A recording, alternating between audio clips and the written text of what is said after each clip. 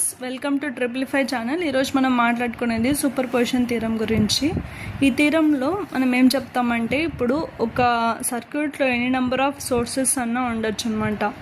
ఆ సోర్సెస్ యొక్క దాన్ని ఈక్వలెంట్గా మనం ఎలా రాయొచ్చు అంటే, at a time number of sources ఉన్నా కూడా నువ్వు అట్ ఏ టైం ఒక సోర్స్ తీసుకొని దాని ఎఫెక్ట్ రాసుకోవచ్చు అనమాట. ఫర్ ఎగ్జాంపుల్, ఈ సర్క్యూట్లో నీకు E1 E2 అనేసి 2 సోర్సెస్ ఉన్నాయి. ఈ రెండు వోల్టేజ్ సోర్సెస్. దీని యొక్క ఎఫెక్ట్, టోటల్ ఎఫెక్ట్ని, ఈ 2 సోర్సెస్ యొక్క ఎఫెక్ట్ని నువ్వు ఎలా రాసుకోవచ్చు అంటే, ఇండివిజువల్ సోర్సెస్ యొక్క ఎఫెక్ట్లా రాసుకోవచ్చు అనమాట. ఇక్కడ ఏం రాసాం, సర్క్యూట్ 1లో ఇక్కడ E1 ఒకటే ఉంది, E2 లేదు అన్నట్టు రాసుకున్నాం. నెక్స్ట్ ఈ సర్క్యూట్, ఇది సెకండ్ సర్క్యూట్ అనమాట. ఇక్కడ ఓన్లీ E2 అనే సోర్స్ ఒకటే ఉంది, E1 అనేది లేదు అనేసి రాసుకున్నాం అనమాట. ఇది బేసిక్ సూపర్ పొజిషన్ థీరం యొక్క ఐడియా. ఈ సూపర్ పొజిషన్ థీరం వచ్చి మనము వోల్టేజ్ సోర్స్కి అప్లై చేసుకోవచ్చు, కరెంట్ సోర్సెస్ కూడా అప్లై చేసుకోవచ్చు అనమాట.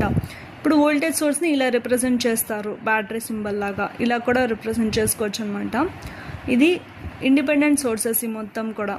ఓకే, ఈ రెండింటిని డిపెండెంట్ సోర్సెస్ అంటారు. అంటే మన సర్క్యూట్లో ఇలాంటివి కూడా ఉండొచ్చు. ఈ వోల్టేజ్ అనేది వేరే ఒక దాని వోల్టేజ్ మీద డిపెండ్ అవుతుంది అనమాట. ఇది వేరే ఒక కరెంట్ మీద డిపెండ్ అవ్వచ్చు అనమాట. మనకి ఇది వచ్చేసి డిపెండెంట్ సోర్సెస్ అంటాం. ఓకే, ప్రస్తుతానికి ఇది చెప్తాను, మళ్ళీ ఇంకో రోజు మొత్తం ఎక్స్ప్లెయిన్ చేస్తాయి ఇదంటే ఏంటి. సో మనకి ఇలా అర్థమైందనమాట. ఈ సర్క్యూట్ని మనం ఇలా రాసుకోవచ్చు. సో నెక్స్ట్ మనము దీని ఎఫెక్ట్ ఎలా క్యాలిక్యులేట్ చేసుకోవచ్చు ఎవ్రీ టైం. ఫస్ట్ సర్క్యూట్లో, ఈ సర్క్యూట్లో మనం KCL రాద్దాం. I1 అంటే ఇది ఇన్కమింగ్, ఇది అవుట్ గోయింగ్ అనమాట. సో I1 ప్లస్ I3 రెండు incoming is equal to I2, ఇది అవుట్ గోయింగ్ కరెంట్ అనమాట. ఇది ఈ సర్క్యూట్లో. ఓకే, ఈ సర్క్యూట్లో రాస్తే I1 dash plus I3 dash is equal to I2 dash. మనం ముందే ఇలా రిప్రజెంట్ చేసుకున్నాం అనమాట. ఈ సర్క్యూట్లో ఉండే కరెంట్స్ అన్ని I1, I2, I3 అని రాసుకున్నాం. దీనిలో I1 dash, I2 dash, I3 dash అని రాసాం. దీనిలో I1 double dash, I2 double dash, I3 double dash అని రాసాం.